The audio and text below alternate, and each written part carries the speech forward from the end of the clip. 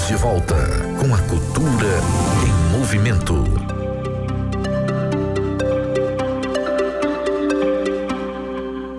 Cultura em Movimento. Conexão Unitins. Exatamente, estamos de volta com o quadro Articulados, tendo o maior prazer de conversar com o superintendente Romildo Leite Dias, da CEPLAN, e o economista e professor da Universidade Federal do Tocantins, Fernando Fonseca. E Osman, quem acabou de chegar aqui para conduzir esses trabalhos, é o titular do programa, Rui Bucar. Boa noite, Rui. Boa noite, Antônio Neves. Prazer enorme voltar aqui ao programa, né? E sobretudo, te agradecer, né? Agradecer os ouvintes aí, né? Por você ter substituído... Olha, uma responsabilidade tanta, viu? Que você me passou esse bastão aí. Mas a repercussão muito boa, né? Estou muito satisfeito, né? Pela essa parceria, né? Não é sempre que a gente dá conta, porque tem outros compromissos, né? Estava saindo de um evento, né? Da Secretaria da Educação, agora há pouco, uma formação continuada, né? De um projeto Profilíderes, né? Um projeto muito bem sucedido, né? Que vem tentando transformar os indicadores da educação do Tocantins. A gente fica muito satisfeito. Então tá uma honra, né, poder participar de um evento como esse, a trazer um pouco aqui, mas estou com a maior satisfação e sobretudo pela sua condução. Eu queria aproveitar aqui para dar boa noite pro Romildo Leite, né, que foi meu professor, né, de planejamento aí numa especialização oferecida aqui pela Unitins, e também o professor Fernando Fonseca. Boa noite, estava ouvindo aí as colocações de vocês, fico muito satisfeito. E eu queria perguntar para o Romildo, como é que é organizado, assim, a gente usa muito o parâmetro da família para dizer que a família é sobretudo a mulher, né? Que ela tem uma noção do custo de tudo isso. Eu queria falar assim, mas a gente vê que o Estado também tem uma preocupação meticulosa com a organização do seu orçamento, sobretudo não gastar mais do que arrecada, embora a gente saiba né, das distorções. Eu queria saber o que está por trás de uma boa organização e uma boa execução do orçamento, do tamanho que é um orçamento do Estado. A gente costuma dizer que primeiro é você ter um bom planejamento, né? Isso vale tanto para o Estado como vale também para o cidadão. O bom planejamento é que vai te conduzir a uma boa execução orçamentária e financeira. Então, o Estado, primeiro, ele tem uma preocupação de estruturar o seu planejamento por meio, e aí estruturando as políticas públicas que vão ser conduzidas à sociedade, certo? Essas políticas são definidas como prioridades. Você não tem como executar em 4 anos tudo que a sociedade demanda. Então, é necessário definir prioridades. E ao definir prioridades, né, você tem também que saber se você tem uma capacidade orçamentária e financeira para a execução dessas prioridades, porque aí depois, sabendo qual é a sua previsão de receita anual, é que você vai indicar, olha, eu vou ter que executar esses projetos que são fundamentais, né, de aplicação para a sociedade, e esses eu vou ter que aguardar ou captar recursos extras, né, naquilo que eu previ de receita, para que eles possam ser executados. Então, o Estado ele vai organizando, priorizando a execução das políticas com base na sua capacidade de execução orçamentária e financeira. Se ele gasta mais do que isso, já falei aqui em outro momento, problema, né? Aí a saúde do Estado financeira não vai estar boa. Romildo, a gente vê que às vezes do ponto de vista político, né, é fácil você aceitar uma sugestão de uma realização e colocar aquilo como uma ideia a ser realizada, mas na hora do orçamento é bem diferente. Total. Né? Eu queria saber como é que é essa relação política, né, do desejo que o político tem de realizar, mas ele primeiro precisa fazer um planejamento e colocar no orçamento. Como é que é esse choque? Como é que é a relação de quem planeja o orçamento do Estado e de quem tem vontade e às vezes até faz promessa dizendo que vai realizar, não é? Na verdade, não há... Quando você fala de um político, né, o desejo dele é o quê? É que ele leve o que ele puder para a sociedade. Ele é o representante da sociedade e tem como finalidade esse viés. Então ele tem um conjunto de propostas que ele fez na sua campanha eleitoral que vão cobrar, né? A gente sempre fala que o cuidado com o menos, né? Porque pode ser que o menos é muito. Então, quando se trata de política pública e de execução de políticas públicas, você tem que lembrar que o Estado nem sempre está em condições de executar todas as políticas que se desejam. É o que eu disse, em 4 anos você não consegue executar tudo, você não constrói um hospital em 4 anos, um hospital de grande porte. Vamos lá, o de Araguaína, que já perpassa mais de 4 anos, né? Então, a sociedade ela tem que compreender esse processo e o político também. Então, o que a gente tem orientado e é o que a gente pede para o político para a gente fazer esse alinhamento? Olha, priorize. Né? Com relação ao que você se comprometeu com a sociedade, o que você considera que é prioridade chegar até eles? Né? O que vai impactar positivamente na vida do cidadão tocantinense? Então, priorize.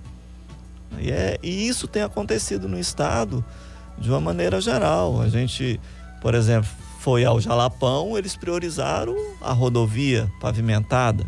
Ela está em construção. Isso é esplêndido. A própria sociedade falou, olha, isso aqui foi um desejo nosso, está acontecendo. Aí muita gente fala, vai impactar em quê? Em muitos quesitos. Muita gente fala no turismo. Esquece de que hoje, para um carro sair de Mateiros com uma pessoa doente para vir para o HGP, é uma grande dificuldade. Às vezes a pessoa chega a falecer no caminho por causa dessa distância, por esse complicador, né, de uma rodovia não pavimentada. Então, você vai olhando que às vezes a execução de uma política para uma determinada região, ela tem um alcance em outras várias políticas que a gente chama de transversalidade das políticas, né? Então, às vezes a rodovia para o Jalapão, ela vai atingir a saúde, ela vai impactar positivamente na saúde, na educação, né? Ela vai impactar no esporte, no lazer. E na economia. Na economia do local. Um município onde chega a pavimentação, hoje, por exemplo, você vê que ele muda. E hoje ainda, infelizmente, os municípios que a gente tem um IDH muito baixo, são locais que ainda não têm um alcance de rodovias pavimentadas. Romildo, eu só queria saber, assim, como complemento, né, dessa que você já está respondendo, assim, a decisão, qual é o critério para a decisão?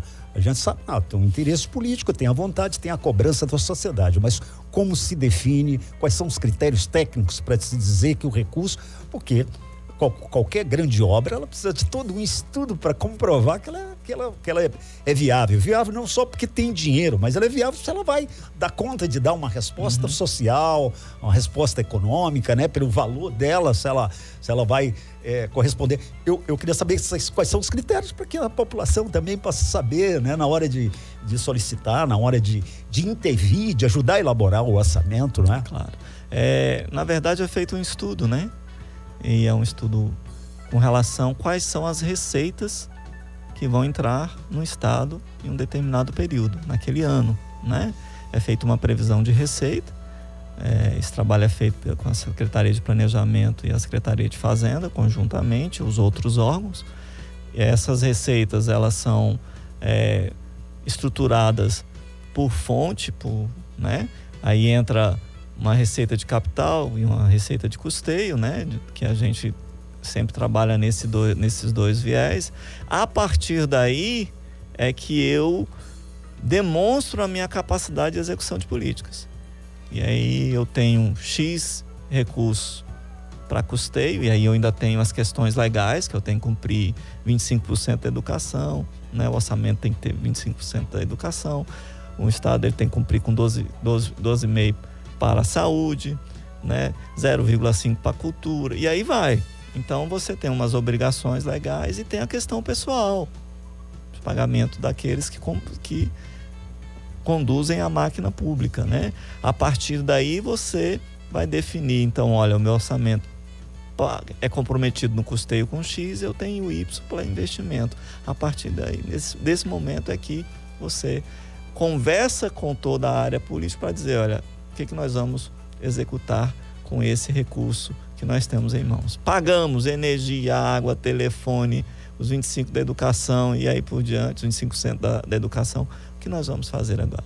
Isso aí também esbarra na viabilidade econômica de determinada região?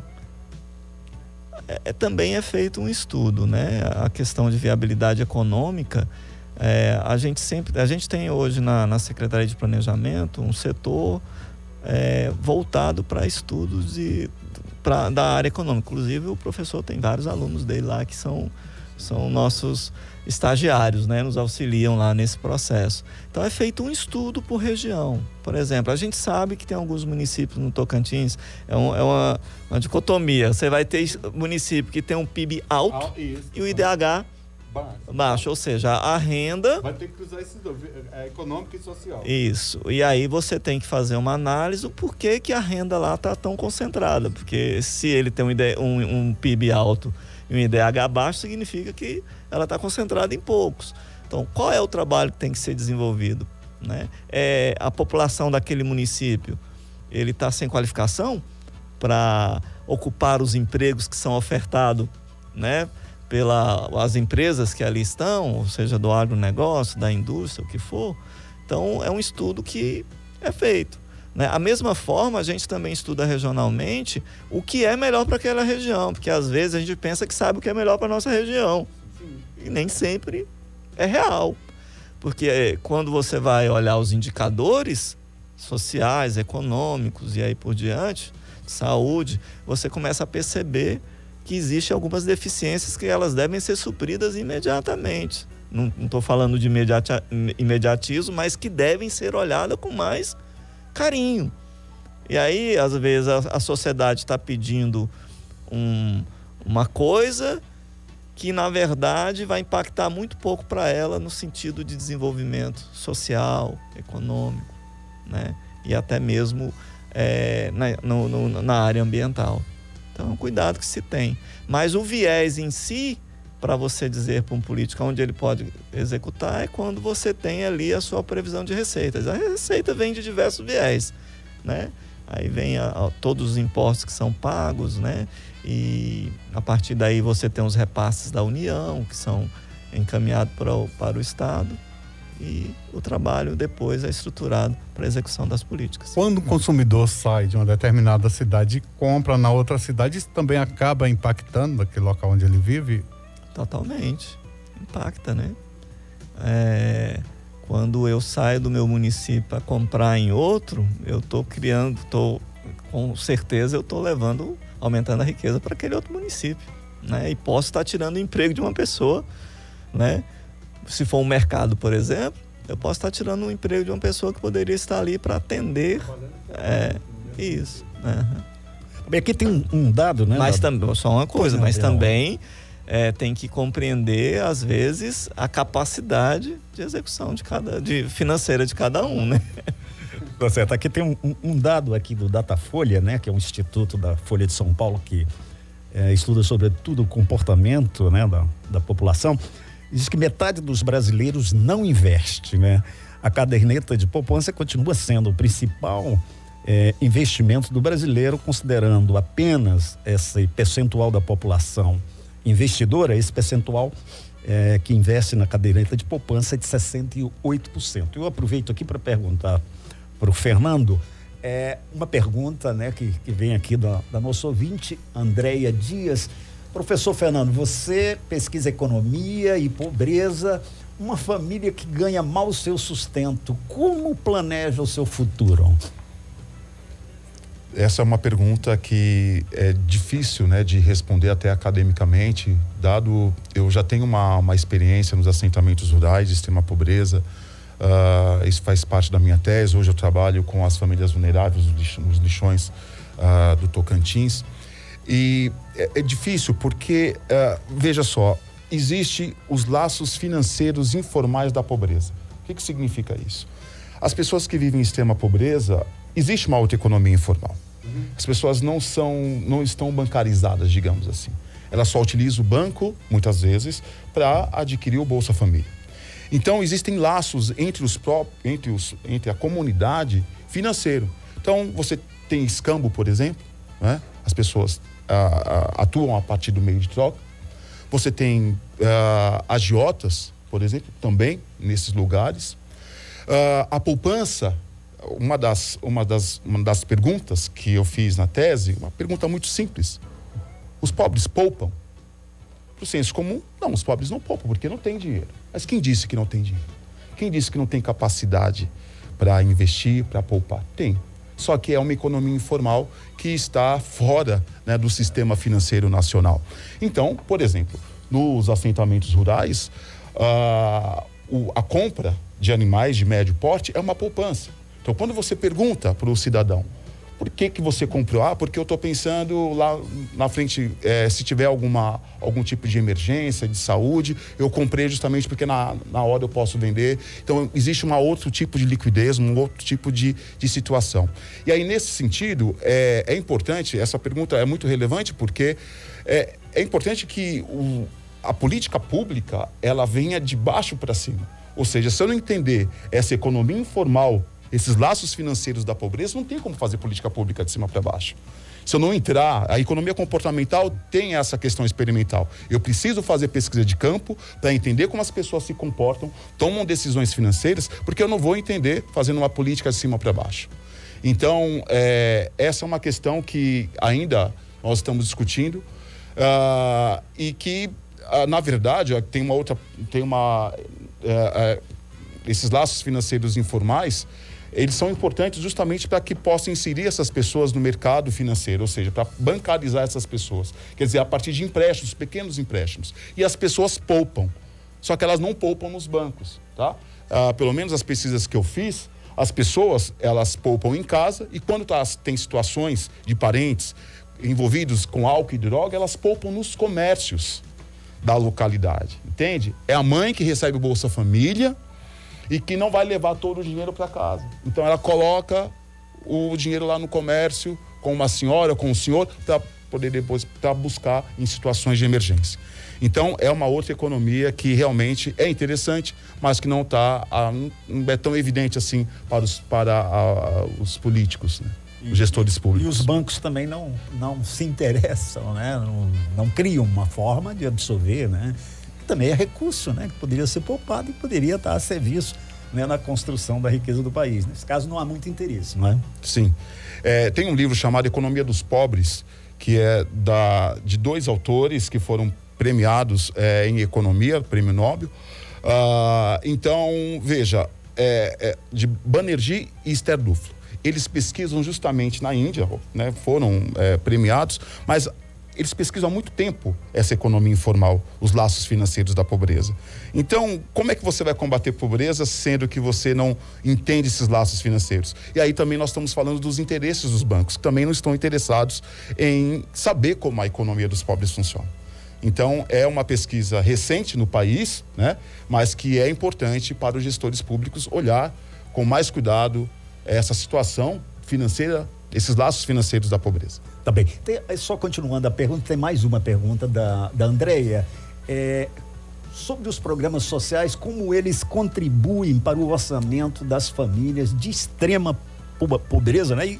E como isso, né, funciona, termina ajudando também na movimentação da economia, né? Porque de qualquer forma também é recurso colocado no mercado, né? Com certeza. Para as pessoas que estão na situação de extrema pobreza, hoje nós temos na condição de pobreza um índice de 27% da população do Brasil está em condição de pobreza. Nós somos um país pobre ainda. E veja, na economia comportamental, nós falamos sobre a questão do viés do presente, o imediatismo. Uma pessoa em extrema pobreza apresenta uma sobrecarga cognitiva muito, muito alta. O que significa isso? A questão da sobrevivência fala mais alto. Então, ele vai preferir sempre o presente, sempre os benefícios no presente.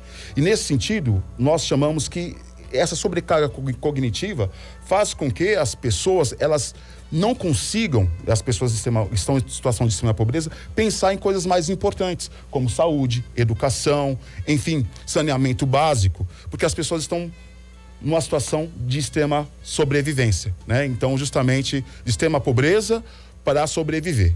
né? Pulam refeições, enfim. E nesse sentido, é um grande desafio para a economia, porque como é que você pode fazer com que as pessoas, elas amenizem essa sobrecarga cognitiva para tomar decisões melhores, para pensar na educação, para pensar no Bolsa Família, enfim, para pensar na saúde dos filhos. Nesse sentido, os programas sociais, eles são de extrema importância, porque a partir do momento que o governo faz o papel dele, esse cidadão, ele consegue começar a planejar, a pensar no futuro. Se eu pergunto para uma pessoa em extrema pobreza como ela se vê daqui a 1, 2 anos, as pessoas não conseguem se ver. Daqui a 6 meses, elas não conseguem se visualizar. Porque consegue se programar. Se programar.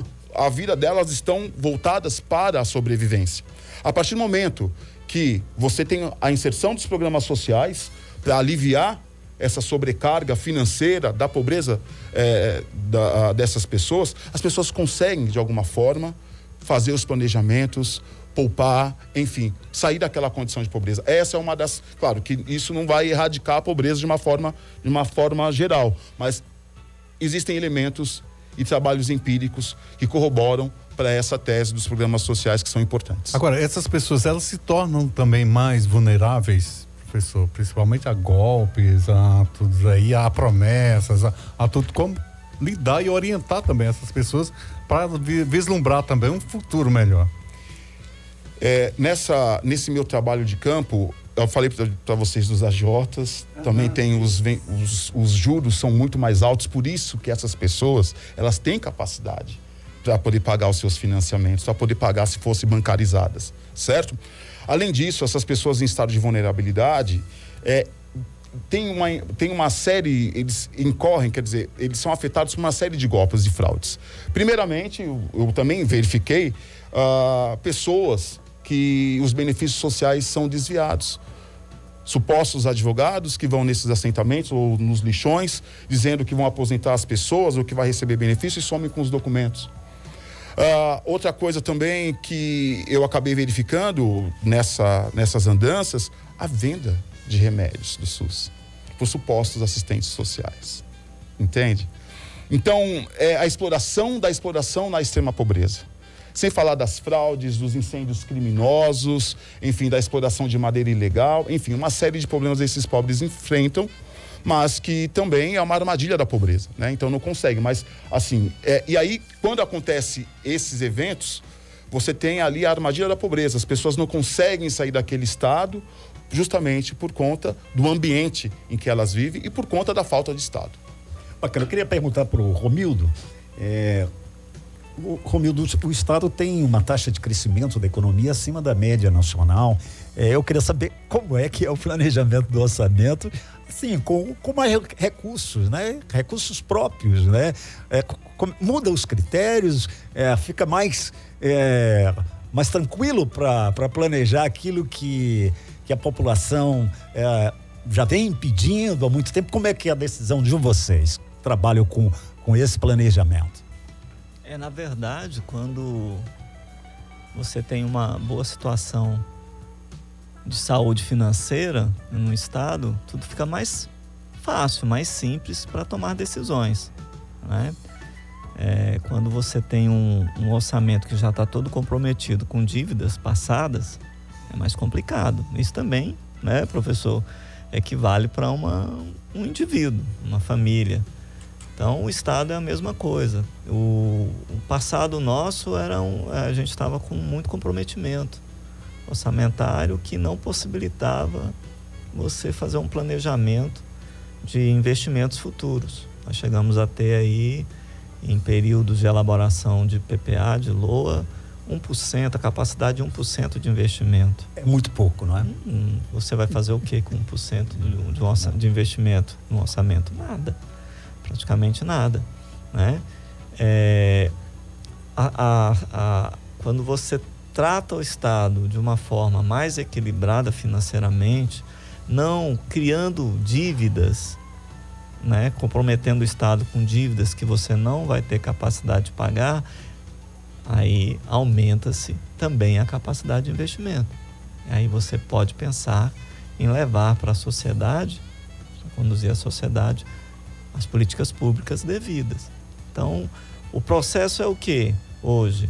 É você estruturar uma boa previsão de receita, né? Ter isso em mãos de uma maneira muito... O Estado hoje ele tem uma saúde financeira com capacidade de investimento, de captar recursos, né? De empréstimos para melhorias, né? Das suas rodovias, na área de logística, transporte, nas áreas sociais, na área de gestão, e vem fazendo isso, né? Então, isso significa que nós estamos em equilíbrio, né? Temos que estar melhor? A gente sempre tem que estar melhor, né? No sentido de políticas públicas. Mas o Estado está nesse momento equilibrado, com uma capacidade maior de investimento e capacidade de captar recursos para aumentar mais este investimento e levar políticas públicas à sociedade. Romildo, só mais uma pergunta. Qual é o setor que mais está contribuindo para essa saúde, essa boa saúde da economia tocantinense? O setor que mais olha, por incrível que pareça, quando você vai fazer um estudo do PIB, né, no estado, esse trabalho é feito lá na nossa secretaria, inclusive a gente está lá fazendo um trabalho agora para que haja um estudo, que o PIB seja feito e elaborado trimestralmente, né? Perfeito. O nosso PIB, o PIB Brasil, ele tem uma defasagem de 2 anos, né, professor? Então isso já dificulta uma grande análise. Mas o setor hoje que a gente sabe que tem trazido grande desenvolvimento para o Estado é o agronegócio, não tem dúvida, né? A gente é notável, mas quando você olha na composição do PIB, de maneira geral, né? E você vai olhar a economia, hoje o setor de serviço está lá em cima. Cresceu muito. Né? Cresceu bastante.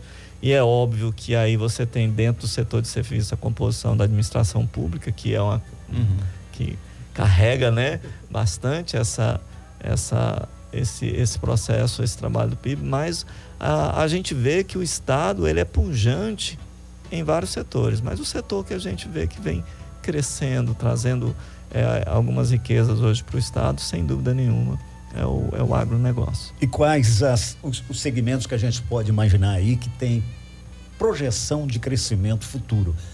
A mineração, o turismo, quais as áreas? O turismo ele já é uma realidade, principalmente na região do Jalapão. Hoje o Estado procura também desconcentrar essa demanda muito alta para o Jalapão, né? E a gente já está vendo ali a região sudeste, né? Que a gente chama de Serras Gerais, ele já tendo, já também sendo conduzido turistas para essa região, né? E são áreas, é uma região linda, maravilhosa, de coisas muito bonitas para se visitar. O minério é crescente.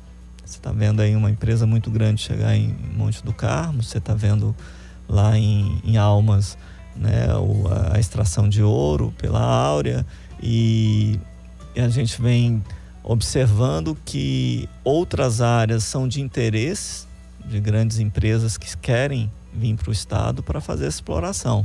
O cuidado é sempre com a questão ambiental, né? Então você tem essas áreas, o agronegócio também vem crescendo mais, você tem ainda um espaço muito grande para crescer, e a gente tem que trabalhar aí para fazer com que indústrias, né, venham para o Estado, para que a gente não fique só vendendo aí a soja in natura, né, para que ela também seja processada e a gente tenha produtos de qualidade Tocantins para levar para o mercado nacional e lá quem também para exportação, né?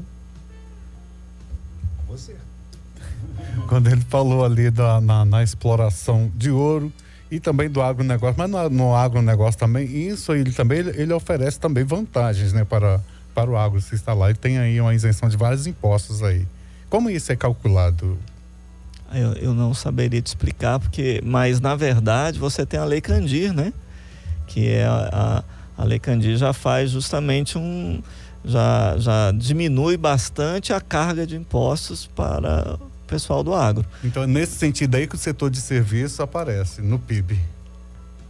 O setor de serviços, quando você fala do setor de serviços, a gente tem uma carga muito pesada, que a gente percebe que o impacto é alto na área de comércio, e o setor atacadista Tocantins é muito forte, A gente tem que levar isso em consideração, né?